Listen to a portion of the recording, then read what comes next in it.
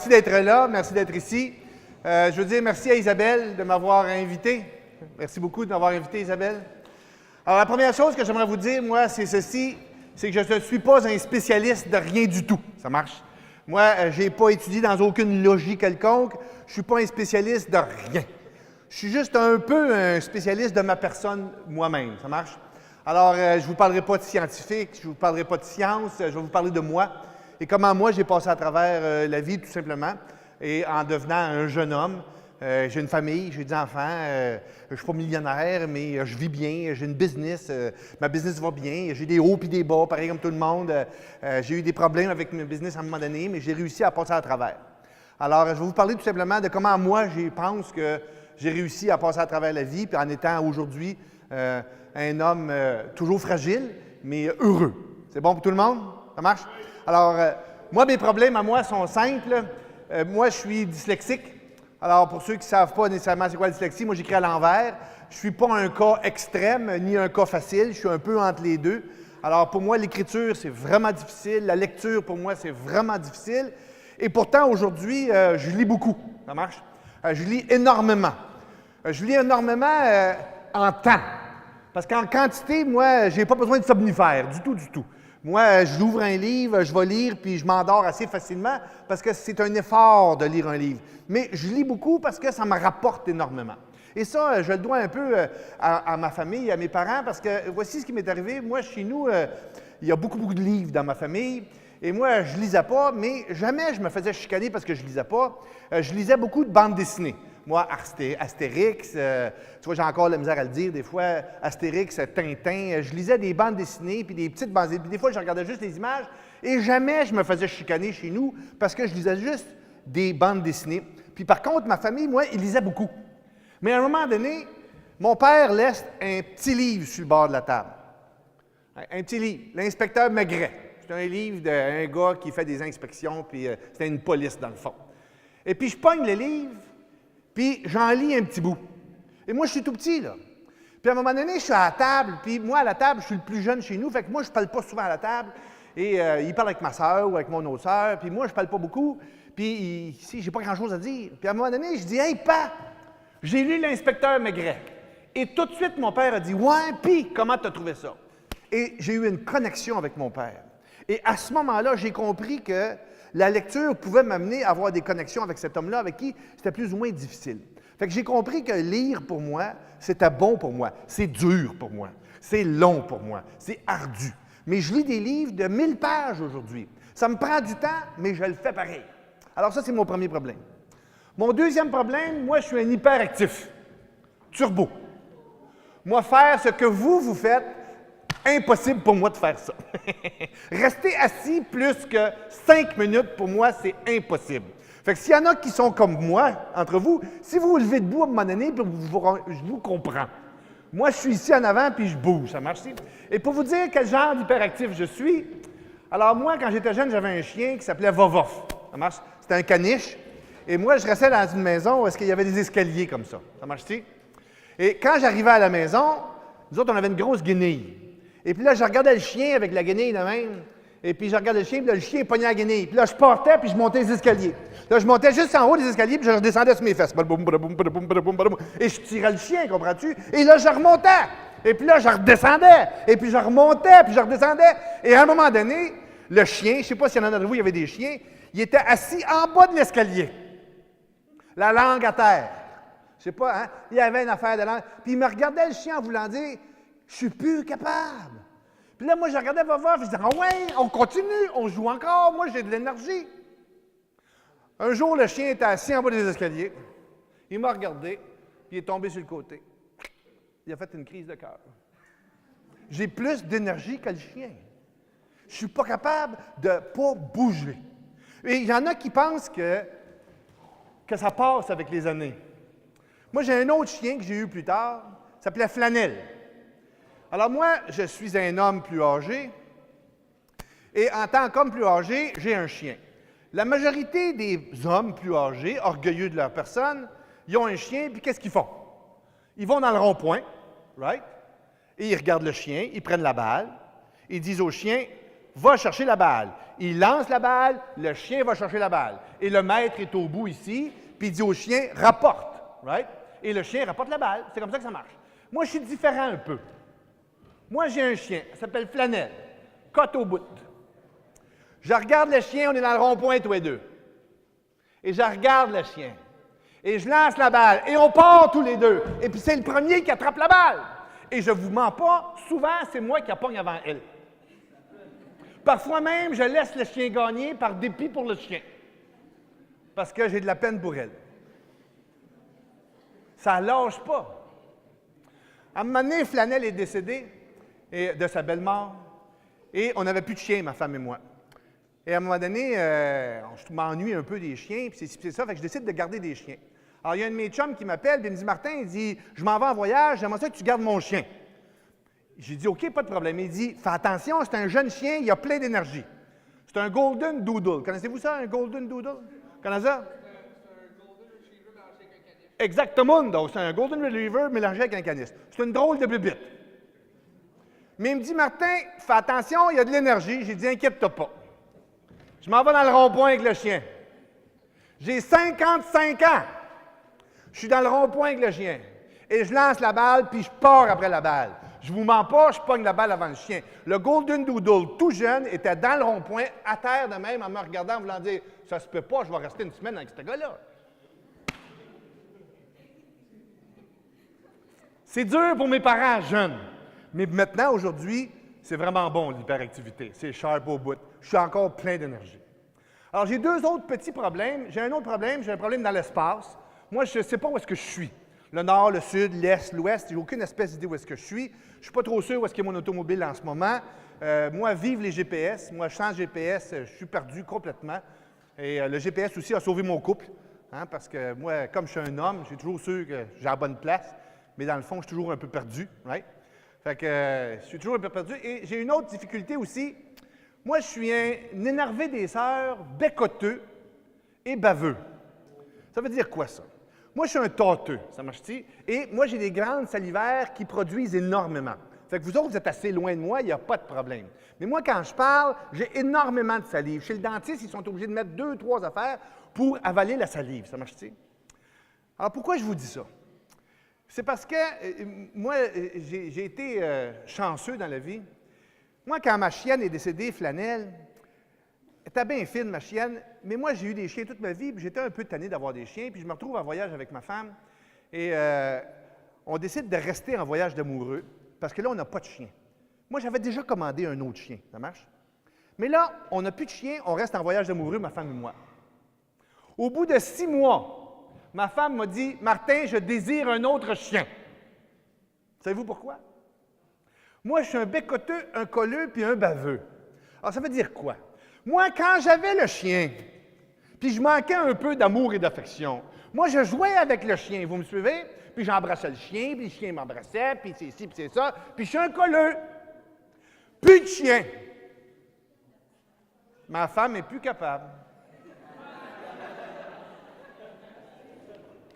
Fait qu'on a commandé un autre chien, ça marche, pour s'occuper de moi. C'est bon pour tout le monde? Alors, ça, c'est le gros de mes problématiques. Hyperactif, dyslexique, je suis perdu, right? Et je suis une personne il faut que je fasse attention parce que je suis trop colleux, trop rapidement. Ça marche-t-il? Alors, ce que je vais vous donner comme information ce soir, ou ma conférence, dans le fond, c'est quoi? Ça porte sur 3 thèmes.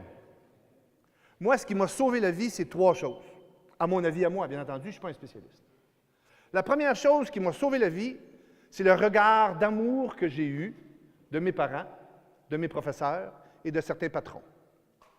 La deuxième chose qui m'a sauvé la vie, c'est que grâce à des gens avec qui j'ai travaillé, j'ai découvert que j'avais des forces. Moi, je suis plein de faiblesses. Je suis plein de... mais j'ai 2 ou 3 petites forces. Et je capitalise sur ces petites forces-là depuis que je les connais. Et la troisième chose, c'est que je suis un enfant différent. Et dans ma famille, à moi, la différence était valorisée. Alors moi, je reste dans une banlieue et tout le monde avait des poubelles pareilles. Mais dans ma famille, on avait des poubelles différentes de tout le monde. Et on était fiers. Tout le monde avait des gazons parfaits et nous avions des pissenlits. Et nous en étions fiers. Ça marche? Alors, tout le monde avait des enfants ordinaires. Moi, ma famille avait un hyperactif, pas bon en classe. Il en était fier. Ça marche-t-il? Alors, la valorisation, la différence et le regard d'amour. C'est de ça que je vais vous parler tout simplement. Ça marche? Alors moi, je viens au monde et moi, j'ai une sœur qui a 11 ans de plus que moi, Dominique. J'ai une sœur qui a 9 ans de plus que moi. Et moi, j'arrive un peu sur le tard. Je suis ce qu'on appelle un enfant accident. Mes parents m'aiment. Ils sont contents de m'avoir, mais ils n'attendaient pas d'avoir un bébé 9 ans plus tard. Vous me suivez, la gang? Alors, ce qui est arrivé, c'est qu'il y a eu une grève là où est-ce que mes parents travaillaient. Mon père, il a loué un chalet sur le bord d'une piste de ski, et 9 mois plus tard, j'arrive. Au début, tout est hot. J'ai 2 sœurs. Mon père est content. L'homme arrive. Êtes-vous d'accord? Je suis le mâle tant attendu. Mon père est content. Je suis né à Montréal. Premier petit problème, là où moi je suis né, j'attrape un virus quelconque. Et dans ce temps-là, c'est un hôpital où il y avait des sœurs. Et dans ce temps-là, quand tu avais des boutons, ils pétaient le bouton, puis ils mettaient du mercurochrome. Est-ce que vous savez c'est quoi du mercurochrome? C'est une affaire rouge, ça marche-t-il?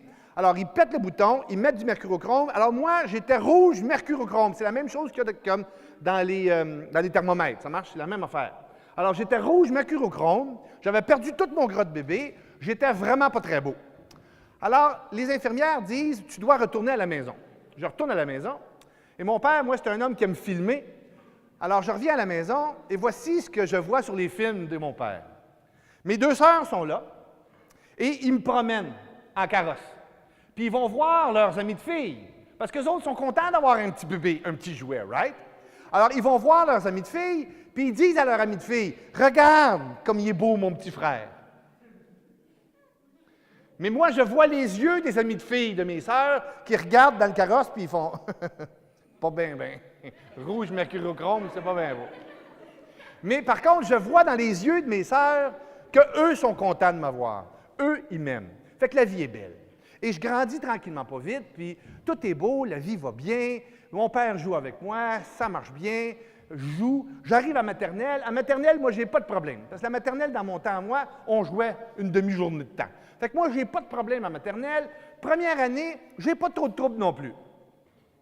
L'enfer commence pour moi en 2e année. La sœur, puis j'allais ses sœurs, moi, la sœur me dit, « Martin, tu dois t'asseoir. » Je dis, « Ah oui, êtes-vous sérieuse, vous, là? » Elle dit, « Oui, tu dois t'asseoir. » Et je m'assois. Mais moi, au bout de 30 secondes, je me lève debout. Elle dit, « Non, il faut que tu restes assis. » Et là, moi, quand je reste assis, tout se met à shaker autour de moi. Et c'est bien évident que les crayons partent, c'est bien évident que les règles partent. Et moi, j'ai un pupitre que je dois ouvrir.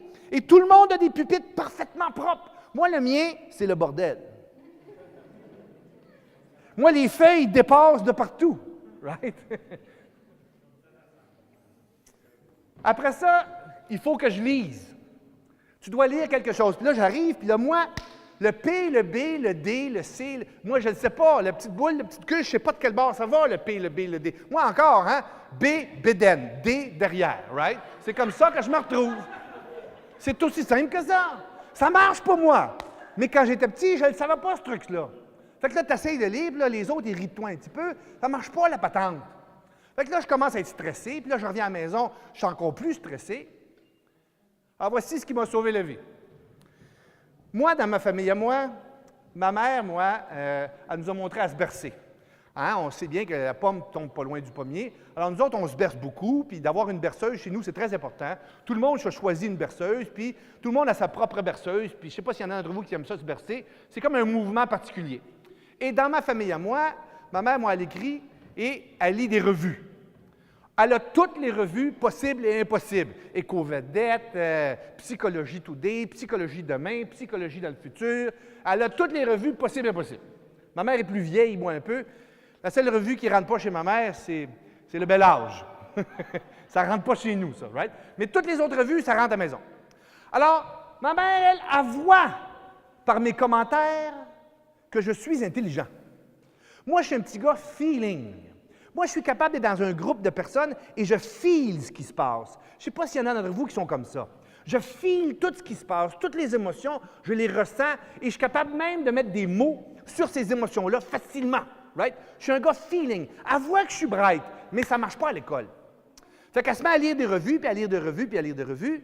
Puis à un moment donné, elle voit bien dans des revues que j'ai une difficulté. Fait qu'à part, puis elle va voir les professeurs avec sa revue. Ma mère, moi, c'est une vendeuse.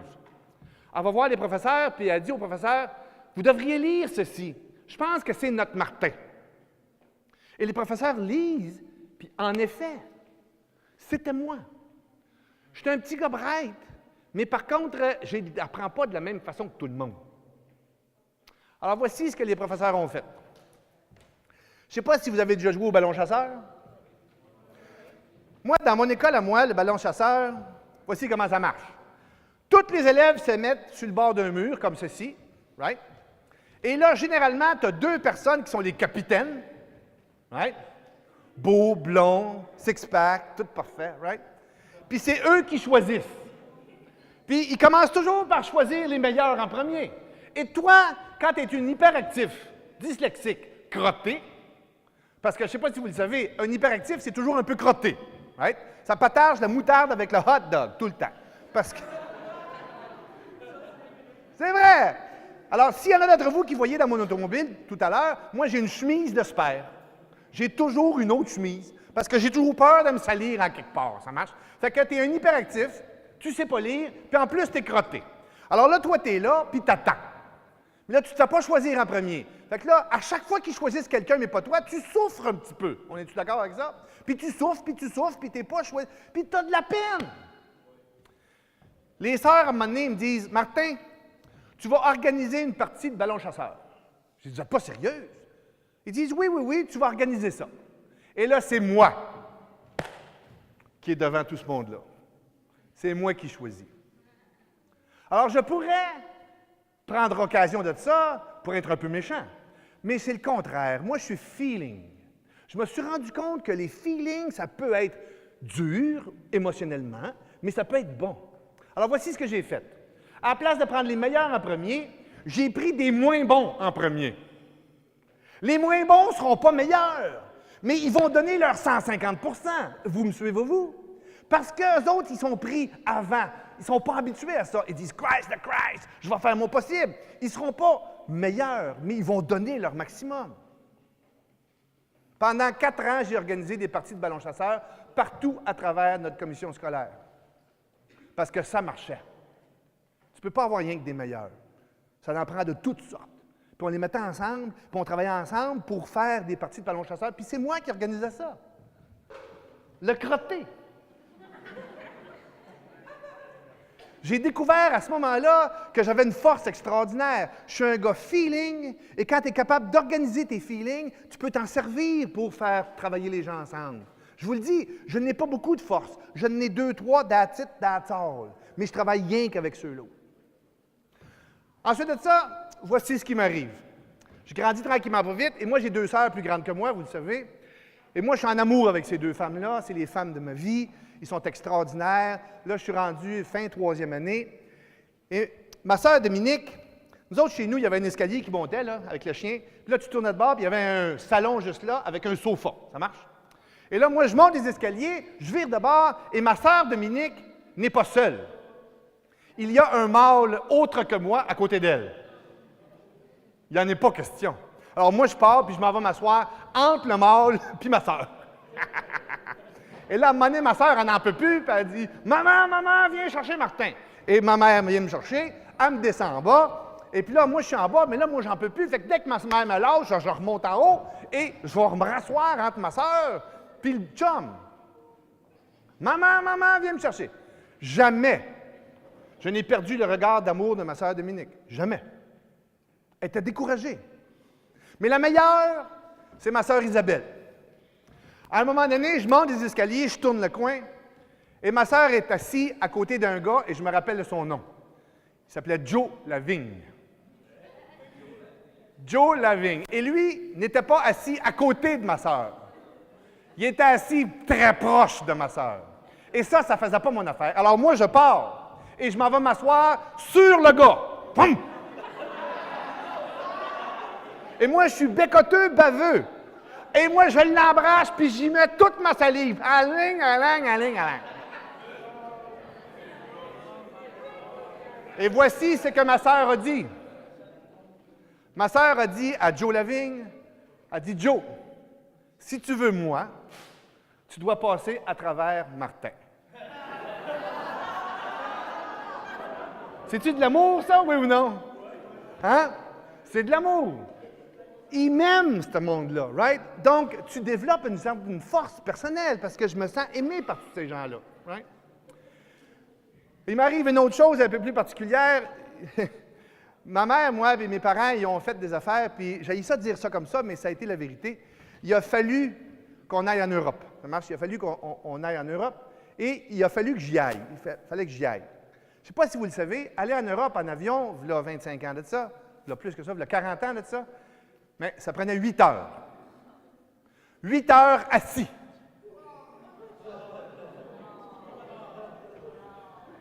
Ma mère a dit, on amène Martin.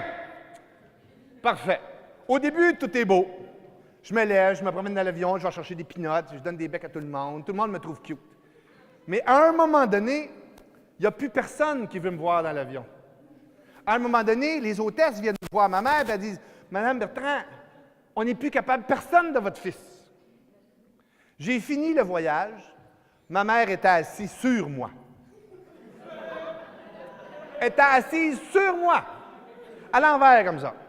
Et ma mère, elle avait une technique particulière.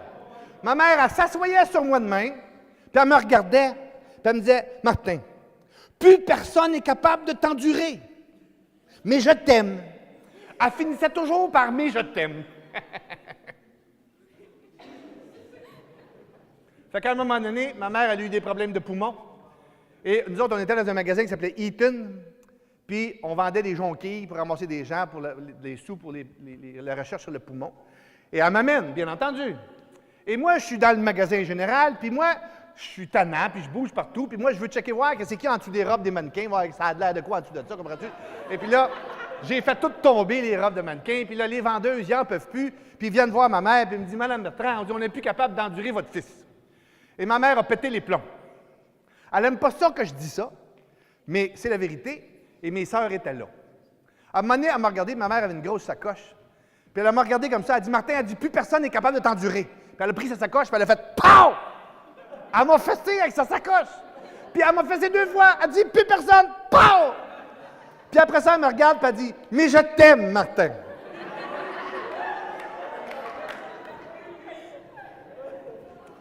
Je n'ai jamais perdu le regard d'amour de ma mère ainsi que mes 2 sœurs. Mon père, ça a été un peu différent. Alors, je vais vous expliquer un peu ma jeunesse avec mon père. Mon père, moi, c'est un premier de classe. Je vous le dis, premier de classe. Mon père, c'est une boule. Mon père, c'est un homme qui connaît toutes les montagnes de la planète, il connaît tous les présidents de la planète, toutes les rivières de la planète, quel bar qui roule, quelle sorte de poisson il y a. Mon père, c'est une boule. Nerds. C'est une boule. Puis il y a un fils qui n'est pas bon en classe, qui a de la misère en classe. Moi, je suis en trouble, en cours de rattrapage tout le temps, je suis en retenue tout le temps. C'est difficile pour moi. Alors, nous autres, on a un chalet, et on a un chalet sur le bord d'un lac. Il n'y a pas de route, pas d'électricité pour se rendre là. Et on a un quai qui va sur le lac. Et le quai avance comme ça, puis il tourne comme ceci. Puis au bout du quai, il y a une grosse plaque qui fait 8 par 8, qu'on appelle le bout du quai, sur laquelle il y a une table à pique-nique. Et mon père, qui est premier de classe, mon père fait 0 faute de français. 0 faute de français. Mon père écrit à la perfection. Dictée pivot, je ne sais pas si vous connaissez ça, c'est une dictée très difficile. Mon père fait 0 faute. À un moment donné, il dit à ma mère, il dit là, ça fera, là. Ça fera. Les difficultés, mon fils, il n'est pas niaiseux, il va apprendre le français comme moi je l'ai appris, chez les Jésuites, en faisant des dictées. Tous les matins, nous partions du bout du quai. Nous partions de la maison. On marchait jusqu'au bout du quai. Et on s'assoyait, et mon père me faisait faire une dictée. Un petit gars, vu que son père l'aime, right?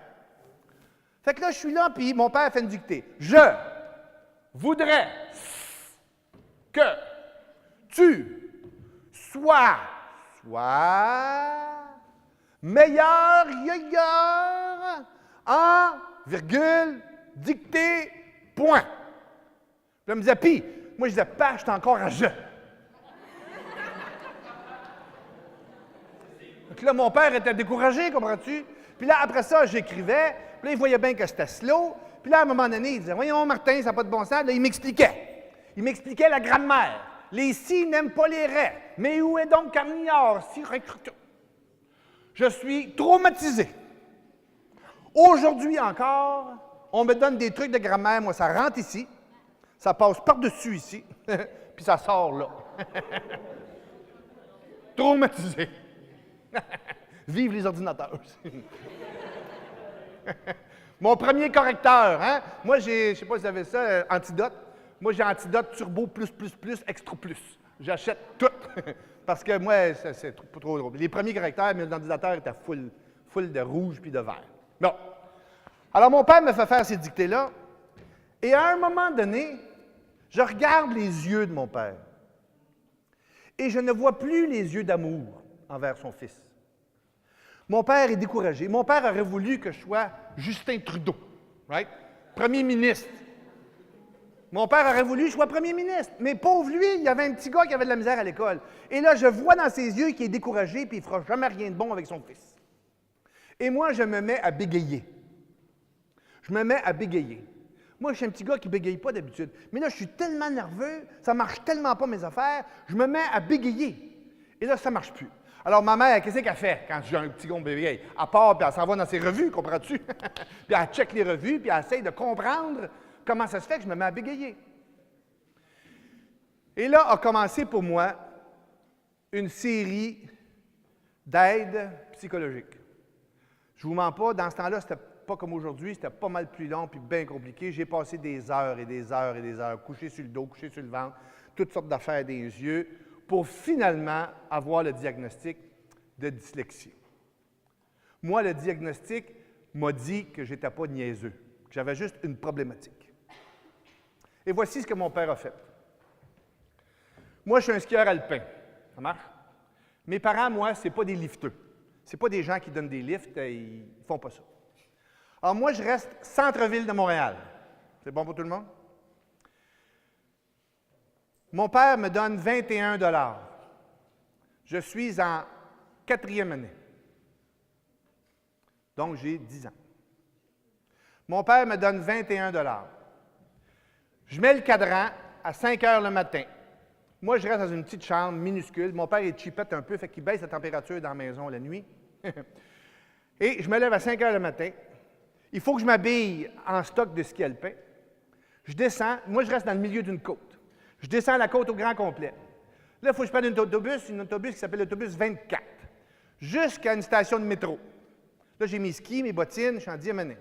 Là, je me rends jusqu'au centre-ville de Montréal, au terminus voyageurs. Ça, c'est des gros autobus. Au terminus voyageurs, je donne au gars de la Guérite 21 $. En échange du 21 $, il me donne un livret de tickets. Je pars et je m'en vais à un autobus que c'est marqué Piémont dessus. Ça, c'est un centre de ski. C'est un village pas loin des centres de ski. Je donne le premier ticket au gars d'autobus. Il m'amène à Piémont. Ça prend 1h30. À Piémont, je débarque. Il y a un dépanneur qui est là et à côté du dépanneur, il y a un stand de taxi. Je donne un autre ticket au stand de taxi. Le stand de taxi m'amène au Mont-Saint-Sauveur. Au Mont-Saint-Sauveur, je donne un autre ticket à la Guérite. Il me donne un billet de ski. Je rencontre un de mes amis qui s'appelle Bertrand Leduc. En passant, cet ami-là, c'était un bon gars, là, mais ses parents ne m'aimaient pas. Eux autres, il y avait une maison dans le Nord. Ça marche? Puis un jour, ils m'invitent chez eux. Je passe la fin de semaine chez eux. Je ne suis plus jamais retourné. Mais je m'entendais bien avec le petit gars pareil. Alors, je donne ça, je rencontre Bertrand. On fait du ski jusqu'à l'heure du midi. À l'heure du midi, j'ai un autre petit ticket. Ce ticket-là me donnait droit à un sandwich au jambon ou un sandwich au poulet. That's it, that's all. C'est pas assez pour un petit gars comme moi. Alors, la deuxième fin de semaine, je vais voir la personne qui donne les sandwichs et je regarde la demoiselle et je dis « Oh, vous avez changé vos cheveux cette semaine. » La demoiselle devient un sourire. J'ai dit « Je trouve ça beau. » J'ai eu des frites et de la liqueur. J'ai découvert à ce moment-là, que j'étais débrouillard. Ça marche-t-il? Que mes feelings et ma débrouillardise m'ont fait avoir des frites et de la liqueur. C'était pas exagéré. Alors, tous les fins de semaine, j'étais juste fin avec la demoiselle, puis j'avais des frites de liqueur en même temps. Ça marche-t-il? Après ça, je finissais ma journée, et là, je refaisais tout le chemin au complet. Puis là, j'étais en bas de la côte, puis là, il fallait que je monte la côte jusqu'à chez nous. Tout le monde pense que j'arrive à la maison, puis je suis fatigué mort. Mais non! En va, il va voir. On joue, ton rieu de verra. Ça marche-t-il? J'ai des émotions et j'ai de l'énergie à n'en plus finir. 10 ans. Moi, j'ai un fils aujourd'hui. Moi, je reste dans les basses Laurentides et mon fils me dit « Père, j'aimerais ça aller faire du skateboard à Montréal. » Moi, j'y réponds « Il n'y en a pas question. Ben trop dangereux. » Moi, mon père me laissait partir.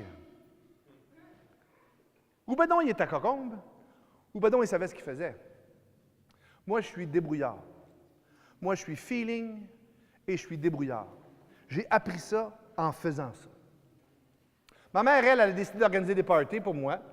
Alors, nous autres, on avait une maison avec une porte en bas, puis j'ai fait quelques parties. Au début, il n'y avait pas personne, parce que tu ne veux pas aller dans un party avec un gars crotté, right? Il n'y avait surtout pas de filles. Vers la fin, il y avait 2-3 filles, à cause du ballon chasseur. C'est aussi simple que ça. Alors, mon père, même s'il était découragé de moi, il voulait quand même que je voie que j'avais des forces. Ma mère, mes 2 sœurs me regardaient avec amour. Les professeurs avec qui j'ai été, ils m'ont fait confiance avec le ballon chasseur. Et je n'ai pas arrêté de faire organiser des parties de ballon chasseur. Ce sont les tout petites affaires que j'ai.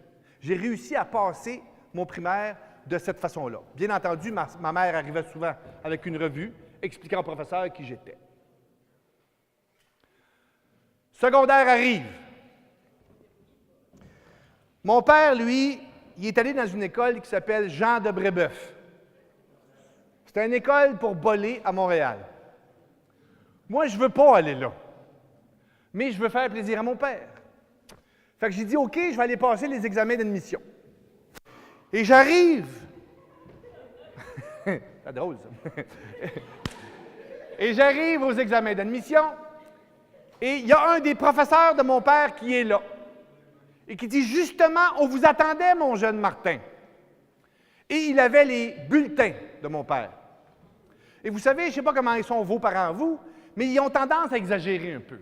Moi, quand j'étais petit, la vie était plus dure pour moi. Moi, quand j'étais petit, je marchais 12 000 pour me rendre à l'école. Moi, quand j'étais petit, j'avais les semelles pleines de trous. Moi, quand j'étais petit, j'étais premier de classe. Tu dis oui, là, tu n'y crois pas trop, mais tu dis oui, right? Parce que c'est tes parents. Moi, mon père m'a toujours dit qu'il était premier de classe. Mais je ne savais pas. Mais j'ai vu ses bulletins. Mon père avait 99 % partout. Partout. Pas 100. Parce que dans cette école-là, seul le Seigneur pouvait avoir 100 %. Ça marche? Fait que même si tu avais tout bon, tu avais 99 %. Fait que c'était vrai. Fait que moi, je ne veux pas aller à cette école-là. Je ne veux pas me faire comparer à lui, pas en tout. Fait que je m'assois pour faire l'examen d'admission. Et puis c'est un examen d'admission à choix multiples. Je me ferme les yeux, je fais des X n'importe où. Je lis même pas les phrases. Je fais n'importe quoi. Je veux juste pas aller à l'école, à cette école-là. Comme des raisons, je ne suis pas accepté à cette école-là. Moi, je vais aller dans une autre école qui s'appelle Collège français. Collège Notre-Dame. Pourquoi? Au Collège Notre-Dame, tu commences l'école à 6h30 le matin. Mais avec de l'éducation physique. Moi, j'ai besoin d'éducation physique. Ça marche? Ensuite de ça, à 7h30, tu as une petite période d'études avec un pion. Un pion, c'est quoi? C'est un surveillant. Alors, tu es tout en ligne comme ça, puis il y a quelqu'un qui te surveille. Moi, j'ai besoin de ça. Ça marche? Alors, je suis là, puis je suis obligé d'étudier. Je n'étudie pas vraiment, mais je suis obligé d'être là. Ça marche-t-il? Après ça, tu as une autre petite période d'éducation physique. Après ça, l'école commence. Après ça, une autre petite période d'éducation physique. Après ça, une autre petite période d'école. Après ça, l'heure du lunch. Et dans l'heure du lunch, tu avais du hockey intérieur de possible. Après ça, une autre petite période d'études. Après ça, une autre petite période d'éducation physique. Après ça, une petite période d'études. Et à la fin de la journée, éducation physique libre. Ça fit avec moi.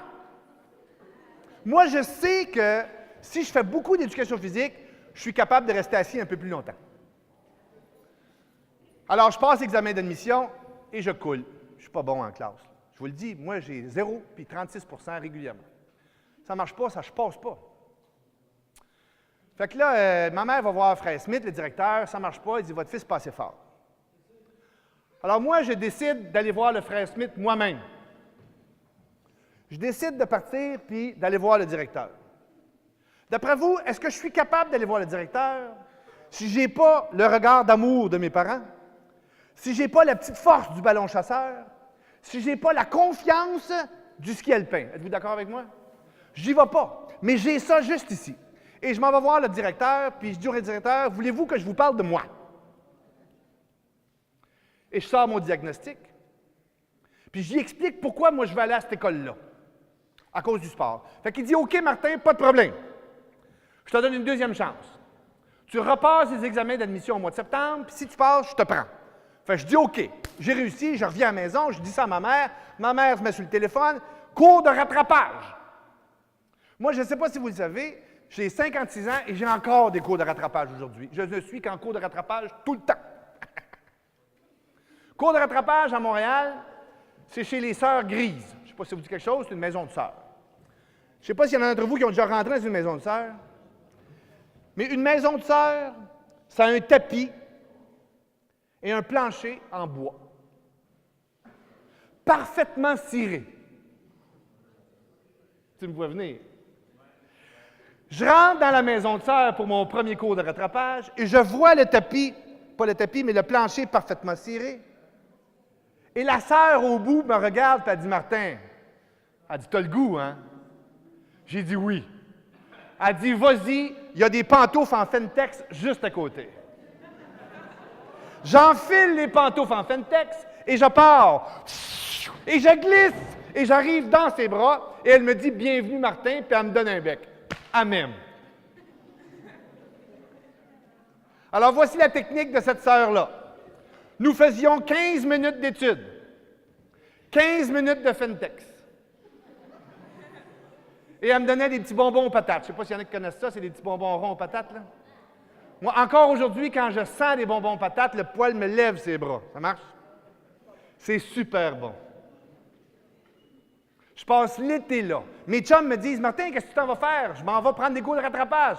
Hein? T'as de l'air d'être content? Oui, bonbons aux patates et Fentex.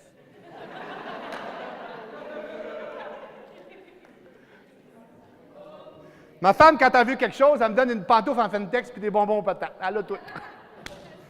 C'est des farces. Alors, je passe l'été à faire des cours de rattrapage, j'arrive pour mon examen d'admission et je passe. Ça marche? Je suis accepté à cette école-là. Laissez-moi vous dire que ça a été difficile. Ça a été un acharnement du pas possible. Mais à cette école-là, les professeurs ont vu en moi un enfant avec beaucoup d'énergie qui pouvait rallier du monde. Alors moi, je suis un skieur alpin. Vous me suivez? Cette école-là avait un chalet qui était un chalet dans les Laurentides qui n'était pas utilisé. Alors, je suis allé voir un professeur, j'ai dit au professeur, j'ai dit, ça vous tenterait-tu de faire des sorties de ski alpin? Oh non, non, trop compliqué, puis tu n'auras pas personne. Bien, je dis, moi, je vais vous les organiser. Et puis, on va se remettre avec la pastorale. La pastorale, c'est un endroit où tu parlais de tes sentiments. L'école où j'allais, moi, c'était une école de gars, puis des gars, ça ne parle pas beaucoup de ses sentiments au secondaire. Fait que ça ne marchait pas son affaire à lui, la pastorale. Fait que j'ai dit, écoute, on va organiser ça ensemble, tous les deux, puis je te garantis, je remplis ta pastorale. Et il dit, ouf, il faut que tu ailles passer ça au directeur de l'école. Je dis, pas de problème, moi, je suis habitué avec le directeur de l'école, je le connais. Fait que je pars, puis je m'en vais voir le directeur d'école, et j'explique mon projet. On va faire du ski alpin. On va partir le vendredi. Journée d'école. J'ai 36 % et en cours de rattrapage, puis j'ai de la misère à l'école. On va faire du ski le vendredi. On va faire des activités de pastorale le samedi puis le dimanche. Et le lundi, on va skier le lundi matin, parce qu'on va être fatigué. Il dit, ouf, pas sûr. Il dit, il faut que tu passes ça à ton père. Il dit, oh, ça sera pas dur, ça va être difficile. Parce qu'on sait tous, toute la gang, que si un père dit oui, les autres vont dire oui, right? Alors, je pars, je vais voir mon père, et j'y explique mon projet, et mon père dit oui. J'ai foulé la pastorale. C'était plein de monde. Il fallait qu'on refuse du monde. On n'était pas bon en classe, mais on partait le vendredi matin et on revenait le lundi après-midi. Et on faisait du ski alpin. J'ai organisé ça pendant 5 ans. Le Collège Notre-Dame, ils ont eu des difficultés, ce collège-là, mais ces gens-là m'ont aidé énormément. J'ai découvert, moi, que j'étais débrouillard, émotionnel et aussi un peu persévérant, parce que c'est pas facile d'arriver à faire ça. C'est mes 3 seules forces. That's it, that's all. C'est rien que ça que j'ai. Mais les gens ont compris que j'avais ça et ils l'ont utilisé. Bien entendu, j'ai continué à organiser des parties de ballon chasseur avec le même principe. Voici la deuxième étape de mon sauvage de vie. Secondaire 4. Moi, je suis un skieur alpin, mes parents sont cheap. C'est des bons parents, là, mais ils sont cheapettes, ils ne veulent pas dépenser. Moi, je veux avoir des skis neufs pour être meilleur que mes chums, right? Et mon père me dit, Martin, ce n'est pas les skis qui font la différence, c'est l'homme qui est sur les skis qui fait la différence. Mon fils, l'autre jour, il voulait avoir une planche à neige neuve, puis j'ai dit, Philippe, ce n'est pas la planche qui fait la différence, c'est l'homme qui est sur la planche qui fait la différence. En le disant, j'ai pensé à mon père. Mais bon, à ce moment-là, c'est pas ça que je voulais. Alors moi, mon grand-père travaillait dans des magasins, puis j'ai réussi à me trouver une job dans un magasin. Moi, je suis technicien. Je pose des fixations sur des skis. Vous comprenez ce que je veux dire? Je pose des fixations sur des skis. À un moment donné, il y a trop de monde dans le magasin. Et là, le propriétaire vient me voir et me dit, Martin, il faut que tu ailles vendre. Fait que je dis, OK, pas de problème. Je me retrouve sur le plancher. Et c'est pas qu'il y avait trop de monde dans le magasin. C'est qu'il y avait un client qui s'appelait Monsieur et Madame Zunenschein, ainsi que leurs deux petits monstres. C'est pas qu'il y avait beaucoup de monde dans le magasin, c'est que personne ne voulait les servir. Mais ce qu'eux autres ne savaient pas, c'est quand les petits monstres et moi, nous nous sommes vus, nous nous sommes reconnus. Et là, moi, je me suis mis à terre, je me suis mis à jouer avec eux autres, on avait du fun au bout. Madame Zunenschein me regardait en voulant dire « Oh, je l'aime cet homme-là! » Et là, j'ai équipé les enfants Zunenschein en équipement de ski au grand complet, Monsieur Zunenschein au grand complet, Madame Zunenschein au grand complet. Moi, j'ai 36 à l'école. Il faut que ma mère arrive avec le diagnostic pour que je sois capable de passer ton rieux de Vera. Je suis en cours de rattrapage tout le temps. Mais quand je suis dans le magasin, les gens m'écoutent. Je sais de quoi je parle quand je parle de ski. Monsieur et Madame Zunenschein achètent tout. Madame Zunenschein me dit, Martin, c'est une juive anglaise, Martin, je voudrais que tu me vendes les vêtements en haut. Wow! Je dis, Madame Zunenschein, vous ne trouvez pas que vous prenez un risque? Elle dit, je veux que ce soit toi. Amen. Je monte en haut et je leur vends des vêtements. Les équipements étaient en bas, les vêtements étaient en haut. Et je leur vends l'équipement à toute la gang, les sous-vêtements, les tucs, les mitaines, toute la kit pour faire du ski alpin. Problème majeur. Nous autres, dans ce temps-là, on avait une caisse ordinaire. Il fallait tout écrire à la main. 36 et 63, pour moi, c'est la même chose. Alors, si on ne veut pas finir à 2 heures du matin, il faut que je trouve une solution. Moi, je ne suis pas capable de faire de caisse. Moi, jusqu'à ce moment-là dans ma vie, je n'avais jamais dit à personne que j'avais des troubles d'apprentissage, à part mes quelques amis. Et je suis derrière la caisse et je regarde la montagne de produits et tout ce qu'il faut que j'écrive. Et je me dis, je n'y arriverai pas. Impossible. Et je regarde à côté de moi et il y a une demoiselle qui est là. Marie-Josée Barnwell. Et je prends un risque. Je pars et je vais voir Marie-Josée, puis je dis, Marie-Josée, veux-tu que je te parle de moi? Et je lui explique mon problème. Et je lui dis, si tu désires que nous finissions à 9 heures ce soir, j'aurais besoin d'aide. Mais moi, je suis travaillant. Elle est en train de steamer des vêtements, elle mettait de la steam pour que ce soit beau, puis moi, si tu veux, là, je vais t'aider à placer les affaires et je vais m'occuper des deux petits monstres pendant que tu fais la caisse. Là, j'avais peur qu'elle me dise, Martin, tu t'occupes de tes problèmes, on était payé à commission, nous autres. Occupe-toi de tes problèmes, on va m'occuper des miens. Pas en tout. J'ai découvert qu'en expliquant ce que j'avais comme difficulté et que j'avais besoin d'aide, elle m'a aidé. Elle allait faire la caisse, j'ai joué avec les enfants, Monsieur et Mme Zunenschein étaient contents, j'ai travaillé, tout a bien été. Je suis revenu à la maison, j'ai dit à mon père, je lâche l'école et je commence à travailler. Mon père a eu la vitesse d'esprit de dire, tu peux continuer à travailler, mais tu ne lâches pas l'école. J'ai travaillé un peu plus que j'aurais dû. Mais grâce au magasin, j'ai été capable de développer assez d'assurance en moi pour toffer l'école. Les succès au travail faisaient en sorte que je toffais l'école continuellement. Je me suis rendu jusqu'à l'université. J'ai passé mon secondaire en travaillant très fort, en organisant des sorties de ski, en faisant en sorte que je travaillais dans le magasin, j'avais du succès, donc les difficultés d'école étaient un petit peu moins grandes pour moi. Pensez-vous que j'aurais été capable de faire ça si je n'avais pas eu le regard de mes familles? Pensez-vous que j'aurais été capable de faire ça si je n'avais pas eu le support de mes professeurs à l'école? Pensez-vous que j'aurais été capable de faire ça si je n'avais pas su que j'avais 2, 3 petites forces? Non, merci, messieurs. Mes petites forces m'ont transporté partout. Cégep. Un hyperactif et un dyslexique crotté n'a pas beaucoup de blondes. C'est dur avec les filles. Même si on fait des parties, c'est pas facile. Mais au cégep, voici ce que je vois. Il y a une colonne, et sur la colonne, c'est écrit « J'ai besoin d'argent et je sais écrire ». Moi, j'aurais pu écrire juste ici « Je travaille à temps partiel et je ne sais pas écrire ». Je suis allé voir la demoiselle, elle s'appelait Guylaine Arbour. Je lui ai dit « Veux-tu que je te parle de moi? » Moi, je ne suis pas un tricheur, mais j'ai des problèmes. Alors, on a des travaux de recherche, les travaux, on va faire ça ensemble. Moi, le dictaphone, je suis super bon. Je vais tricher. Mais on a travaillé en équipe tous les deux. J'ai compris que travailler en équipe, c'était gagnant. Elle avait de la misère à parler en public. Moi, j'ai jamais eu de problème à parler en public. Moi, avoir de l'air niaiseux devant tout le monde, ça ne me dérange pas trop. Elle, c'était pas bon pour elle. Elle, la recherche, elle n'aimait pas ça. Moi, de la recherche, j'aime ça.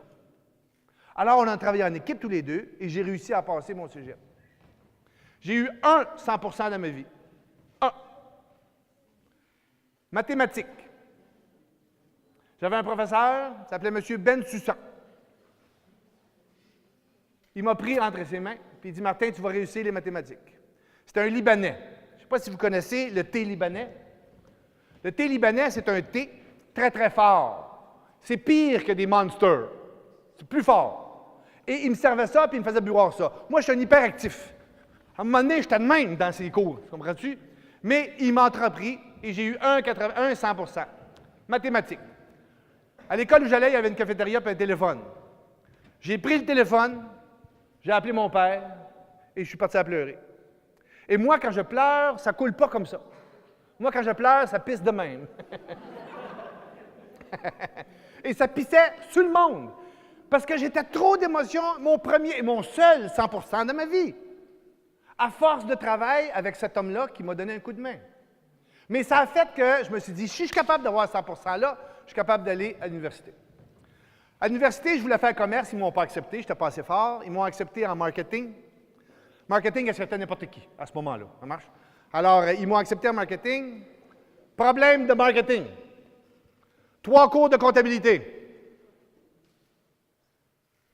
Je prends mes vieilles habitudes. Je m'en vais à la Régie des alcools. J'achète une bouteille de Chivas Régal. Vous connaissez ça? C'est de la boisson. Je m'en vais voir le premier professeur de comptabilité et je sors mon diagnostic et je lui dis « Voulez-vous que je vous parle de moi? » Puis il dit « Oui, serre ta bouteille d'alcool. » Et lui, il comprend. Alors voici ce qu'il a fait avec moi. Il y a moyen d'avoir du plaisir. Les examens de comptabilité, c'est long. Mais le temps est court. Alors il dit « Regarde, Martin, tu vas faire l'examen. Et lorsque l'examen va être fini, puis toi, si tu n'as pas fini, tu vas venir finir l'examen dans mon bureau. » Fait que j'ai dit « OK, parfait. » J'ai réussi à faire les examens.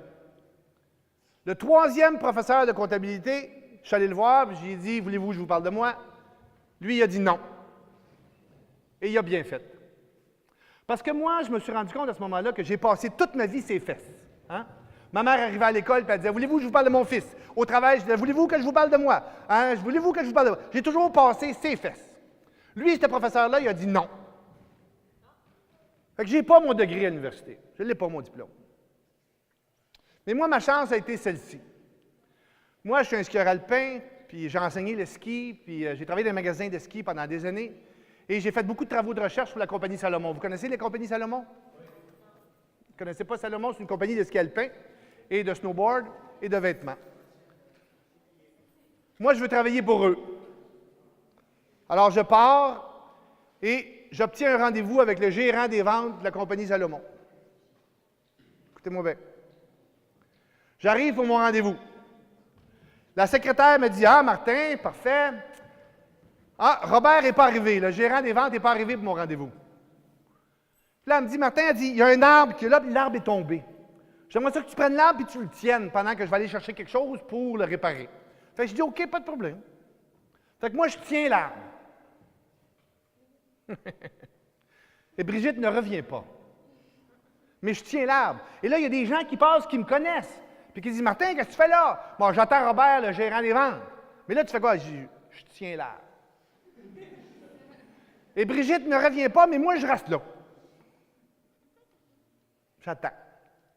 Puis à un moment donné, Brigitte revient 1 heure plus tard. Mais moi, je suis encore là. Moi, je suis persévérant. Puis elle me dit, « Oh, Martin, je t'avais oublié, je m'excuse. Puis en plus, j'ai oublié de te le dire, Robert, il ne viendra pas. » Shit la merde. Fait que je m'en vais. Puis je m'en vais au chalet où est-ce qu'on reste, nous autres. Puis là, le chalet où est-ce qu'on reste, nous autres, il n'y a pas de route, pas de téléphone, il faut se rendre là en chaloupe. Puis on n'a pas le droit plus que 10 forces. Ça marche-t-il? Et il y a un téléphone qui est là où est-ce qu'on laisse nos automobiles. Je suis au chalet et il y a un gars qui arrive puis il dit, « Martin, Martin, Martin, il y a quelqu'un au téléphone pour toi. Là où est-ce qu'on laisse les automobiles, c'est un gars de chez Salomon. » Ben, je dis, « OK, je vais y aller, ce ne sera pas long. » Il dit, « Non, non, non, il t'attend au téléphone. » Je dis, « Sérieux? » Il dit, « Oui. » Puis moi, à ce moment-là, j'ai un 6 forces. Je n'ai pas un 10 forces, j'ai un 6 forces. Donc, c'est 20 minutes de chaloupe. Ça marche-t-il? Fait que je pars, puis j'ai 20 minutes de chaloupe pour me rendre là-bas. Et puis là, j'arrive, puis je prends le téléphone. C'est le directeur du marketing. Il me dit, « Martin, veux-tu toujours travailler au Salomon? » J'ai dit, « Certainement. » Il dit, « Ta persévérance nous a impressionnés avec l'arbre. » Je dis, « Merci beaucoup. » J'avais peur qu'il me dise, « Ta stupidité nous a... » Mais c'est pas ça qu'il m'a dit. Il dit, « Voici ta nouvelle job. » Il dit, « Tu reviens chez nous, tu pars après-demain. Tu vas être technicien de course pour l'équipe nationale canadienne. Tu vas suivre le Cirque Blanc, l'équipe nationale de ski alpin. » Moi, je suis toujours perdu. Moi, un rond-point, je ne tourne jamais du bon bord. La gauche puis la droite, je ne sais pas c'est où. Ma job, c'est de me promener partout à travers le monde, m'assurer que tous les skieurs aient leur ski, leur fixation et leurs chaussures en temps pour les compétitions. Je dis oui! Je suis parti pendant 2 ans. En 2 ans, j'ai fait 700 jours de ski. Je me suis perdu 860 000 fois. Mais comme moi, je suis travaillant et persévérant, je n'ai jamais été en retard. Moi, je travaille plus que tout le monde. Je me lève avant tout le monde parce que je sais que je vais me perdre à un moment donné. Je n'ai jamais été en retard. Et voici la beauté des hyperactifs et des nous autres. Là. On a des intelligences à n'en plus finir. On a des forces à n'en plus finir. Il faut les trouver. Moi, une de mes forces, c'est la persévérance. Alors, voici ce que j'ai fait. La majorité des techniciens, eux autres, ce qu'ils font, c'est qu'ils arrangent les skis, et après ça, ils vont se coucher, ils font le party. Moi, je suis un skieur. Je suis avec les meilleurs coachs au monde. Au lieu d'aller faire le party, moi, je skiais. Puis j'allais voir les coachs, puis je disais, « Veux-tu, moi, je vais t'aider à entretenir les pistes, mais en échange, regarde-moi donc skier. » Moi, je suis un skieur ordinaire. Mais pendant 2 ans, gratis. Gratis. J'ai les meilleurs coachs au monde qui me regardent skier, puis le soir, quand on mange ensemble, ils disent « Martin, tu devrais essayer ça la semaine prochaine. Tu devrais essayer ça demain. Tu vois, tes fesses ne sont pas tout à fait à la bonne place. Tes cœurs ne sont pas tout à fait... » Gratis, pendant 2 ans, j'ai été coaché par les meilleurs coachs au monde. Un niveau 4 aujourd'hui, c'est 100-150 piastres de l'heure. Vive l'hyperactivité. Vive la dyslexie. Vive les troubles d'apprentissage. Je ne me serais pas rendu là si je n'avais pas eu cette petite confiance-là. Je n'aurais pas dit oui au téléphone si j'avais fait ça. Alors, à un moment donné, je reviens à Montréal et moi, je flirte dans un bar qui s'appelle le Bourbon Street. Je ne sais pas s'il y en a qui connaissent ça, le Bourbon, peut-être dans les plus vieux. Le bar Bourbon, Isabelle, parfait. Il me semblait que tu savais ça, toi. Alors, je suis dans un bar et je flirte et je rencontre une femme absolument fabuleuse, les cheveux frisés, belle. Et je m'en vais voir la femme, puis je me mets à jaser avec. Et j'y pose la question fatidique. « Qu'est-ce que vous faites dans la vie, mademoiselle? » Et elle me répond, « Enseignante. » J'ai dit, « Vous n'êtes pas sérieuse. » Faites-vous des fautes de français? Elle dit presque pas. Et vous? Oh, Christ, the Christ. Voulez-vous que je vous parle de moi? Ça fait 33 ans qu'on est mariés, cette femme-là et moi. Cupidon ne ferait pas fort. Elle, c'est une femme sérieuse. Puis moi, c'est une énervée des sœurs. Elle a besoin de moi. Puis moi, j'ai besoin d'elle. Dans la salle, on forme une équipe. Ça ne veut pas dire que c'est facile tout le temps. Du tout. Mais on a besoin un de l'autre. Alors nous autres, on s'aime tellement, ma femme et moi, qu'on décide de fabriquer un autre petit nous. Alors nous fabriquons mon fils, Philippe. Philippe vient au monde, il grandit tranquillement pas vite, la vie est belle, tout est beau. À un moment donné, on dit à Philippe, mon fils, Philippe, j'aimerais ça que tu ailles chercher des bons en haut. Philippe part, il va en haut et ne revient pas. Je monte en haut, Philippe, il n'est pas dans sa chambre, il est dans ma chambre. Je dis, Phil, qu'est-ce que tu fais là? Ah, il dit, je ne sais pas. Philippe s'en va à l'école, puis nous autres, l'école est vraiment pas loin, fait que ça va à pied. À un moment donné, l'école appelle, puis il dit, Monsieur la jeunesse, votre fils n'est pas arrivé encore. Je dis, ah, voyons donc, fait que moi je pars. Et mon fils est là, puis il marche avec son sac d'école. Je le vois, je dis, Philippe, qu'est-ce que tu fais? Il dit, je sais pas.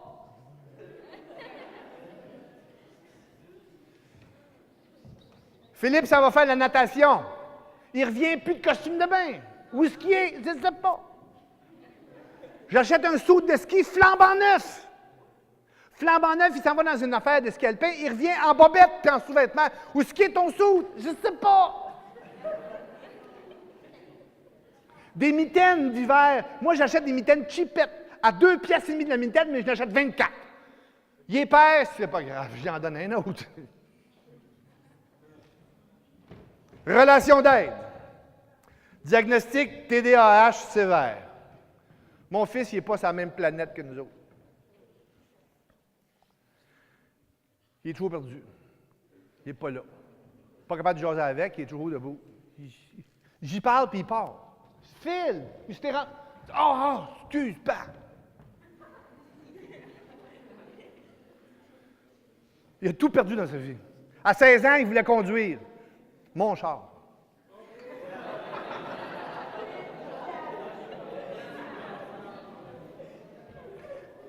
J'ai dit oui. Moi, j'avais une automobile avec une petite clé avec une puce, là. C'est 75 piastres la clé. Je suis rendu à la 6e. Il est père. Où est-ce qu'ils sont les clés? Je ne sais pas. Mais mon fils, c'est un homme fabuleux. Mon fils, il fait du skateboard. Connaissez ça, le skateboard? Alors, s'il y en a qui veulent avoir la preuve, il s'appelle Phil la jeunesse. Vous allez Phil la jeunesse sur YouTube, pas de suite, s'il vous plaît. Phil la jeunesse sur YouTube, il est hot au bout. Il est commandité de la tête aux pieds. À l'âge de 14 ans, il me dit, papa, je vais aller à San Diego. C'est là la scène de skateboard. J'ai dit, il n'y en a pas question. Il est parti pareil. Puis il est revenu, tout d'un morceau. Aujourd'hui, il parle l'anglais. Depuis l'âge de 14 ans, je n'ai rien acheté, cet enfant-là. Il est commandité de la tête aux pieds. Il est persévérant, pareil comme moi. Les crottés sont ensemble. Il me décourage le 3/4 du temps. J'y ai tout enlevé à cet enfant-là, ses ordinateurs, mais je n'y ai jamais enlevé son skateboard. Il est bon en skate. Il ne vit que pour le skate. Il dessine, il écrit. Mon fils ne fait pas de faute de français. Il ne sait pas comment ça se fait, mais il écrit, il écrit comme un dieu. Mais ne m'en dis pas. Là, on s'en va à la pêche ensemble, tous les deux. J'ai dit, ça te prend un permis de pêche, l'as-tu acheté? Ah, oublié. L'as-tu acheté? Ah, oublié. L'as-tu acheté? Ah, oublié. Mais c'est un homme fabuleux. Nous nous aimons, ma femme et moi, alors nous faisons un autre enfant. Ma fille, Frédéric. Frédéric vient au monde. Je dis à Frédéric, va te chercher des bas en haut. Frédéric monte en haut chercher des bas et ne revient pas. Un peu d'expérience, diagnostic, évaluation, TDAH. Les deux. Mais ma fille, elle, est encore plus dans l'une. Ma fille est plus illuberlue. Ma fille, elle marche, là, puis elle tient les affaires de même, puis tout tombe, puis elle s'en aperçoit pas. On est déjà parti en voyage à un moment donné, puis ça prend ton ticket pour entrer dans l'avion. Elle marchait, puis on arrive à l'avion, puis elle n'a plus de ticket. Où est-ce qu'est ton ticket? Je ne sais pas.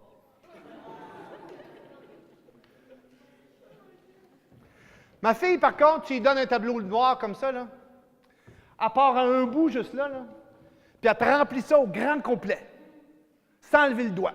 Puis c'est beau à la fin. Ma fille, elle travaille dans un magasin, elle gagne des concours. Ma fille, à l'école, c'est pas facile, mais elle est encore à l'école.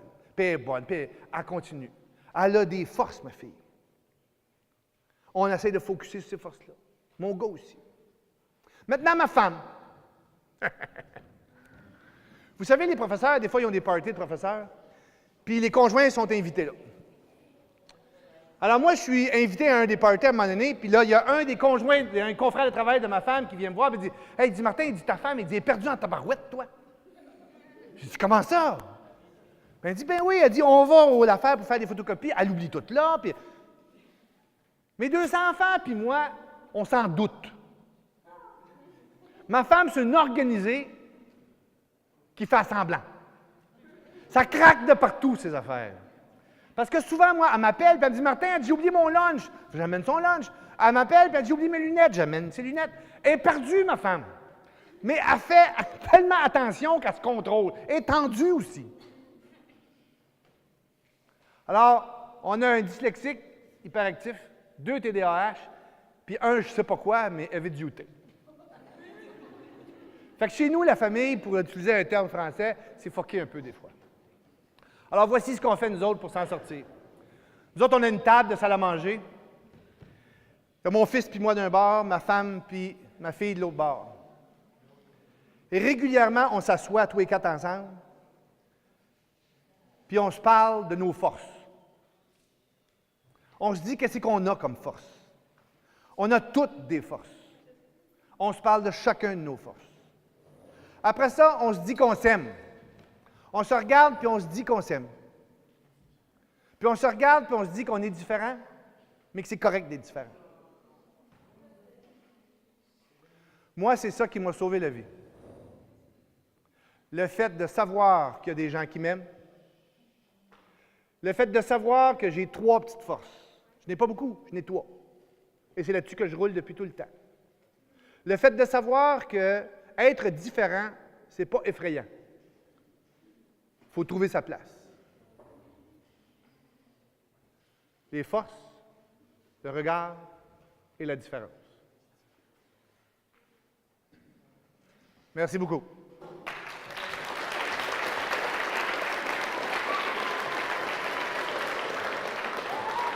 Merci. Bon lunch!